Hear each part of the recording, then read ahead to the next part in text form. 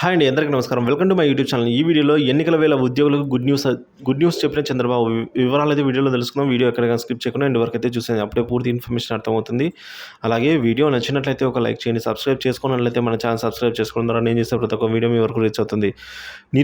ఉద్యోగులకు టీడీపీ అధినేత Chandrababu good news ప్రకటించారండి. ఎన్నికల వేళ ప్రభుత్వ ఉద్యోగులు, పెన్షనర్లు, టీచర్లకు ఆయన లేఖ రాశారు. తాము అధికారంలోకి వస్తే డిఎస్సి పైన తొలి సంతకం చేస్తానని అయితే బాబు హామీ ఇచ్చారు. ఉద్యోగులకు మెరుగైన పీఆర్సీ అందిస్తామనేది చెప్పారు. సకాలంలో జీతాలు, పెన్షన్లు అందజేయడంతో పాటుగా ఆర్థిక ప్రయోజనాలు కల్పిస్తామని అన్నారు. ఖాళీ పోస్టులు అన్నిటిని కూడా భర్తీ చేస్తాము అని చెప్పారు. ఈ ఎన్నికల్లో ఉద్యోగులు, పెన్షనర్ల అలాగే టీచర్లు సరైన నిర్ణయం తీసుకోవాలి అని కోరారు. ఉద్యోగులకు టీడీపీ, వైసీపీ ఏమి ఇచ్చిందో తెలుసన్నారు. ఇక ఉద్యోగులను వైసీపీ ప్రభుత్వం వేధించింది, భయం గుప్పిట్లో నుంచి బయటకు రావాలి అని చెప్పేసి అన్నారు. ఇక ఈ విధంగా పెన్షనర్లు, టీచర్లు సరైన నిర్ణయం తీసుకోవాలని అయితే కోరగా ఉద్యోగులకు కోరారండి.